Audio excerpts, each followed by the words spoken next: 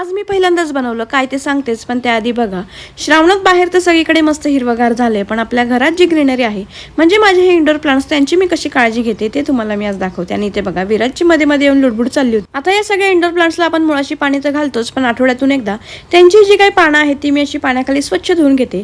त्यानंतर आपले जे वॉटर प्लांट्स असतात, म्हणजे काचेच्या बाटल्यांमध्ये आपण जे मनी प्लांट लावतो, तर त्याच्यात सुद्धा आठवड्यातून एकदा पाणी चेंज करायचं आणि त्या पाणी बदलून त्या बाटल्या स्वच्छ धुवायच्या आणि त्याची सुद्धा मुळं पानं स्वच्छ धुवून ती लावायची, जेणेकरून ती छान अशी हिरवीगार टवटवीत राहतात आणि त्यांची पानं सुकत नाही. आणि तसंही इंडोर प्लांट्स हे लो मेंटेनन्स तर असतातच, पण सोबतच आपल्याला खूप सारा ऑक्सिजन देतात आणि सोबतच आपल्या घरातली हवा सुद्धा शुद्ध ठेवतात, फ्रेश ठेवतात.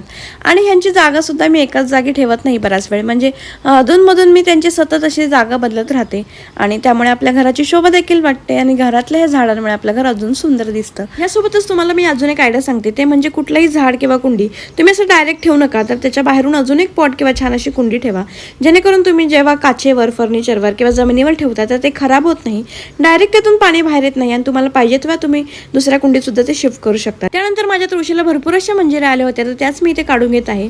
त्याच्यामुळे तुळशीची वाढ खूप छान होते, ती मस्त अशी बहरते आणि ह्या मंजिऱ्यांपासून, या छोट्या छोट्या बिया आहेत त्याच्यापासून आपण अजून तुळशीची रोपं तयार करू शकतो. मला सुद्धा हे माहिती नव्हतं, तर हे मला मम्मीने सांगितलं, तेव्हापासून मी सुद्धा काढते. माझं बघून आज विराज सुद्धा झाडांना पाणी घालतोय. तर एकीकडे मी पालक पाण्यात भिजवला होता, कारण आज मी पहिल्यांदा पालक पनीर बनवणार आहे. म्हणजे खाल्ली तर आहे, पण मी स्वतः अशी कधी बनवली नव्हती. म्हटलं चला, म्हणजे डाळ पालक वगैरे असं मी नेहमी बनवायची, पण आज म्हटलं पालक पनीर बनवूया. आणि पहिल्यांदा बनवून सुद्धा म्हणजे वाटलं नव्हतं, इतकी मस्त अशी भाजी झाली होती. तर असं होतं आजचा दिवस. भेटू पुन्हा लवकरच, तोपर्यंत बाय.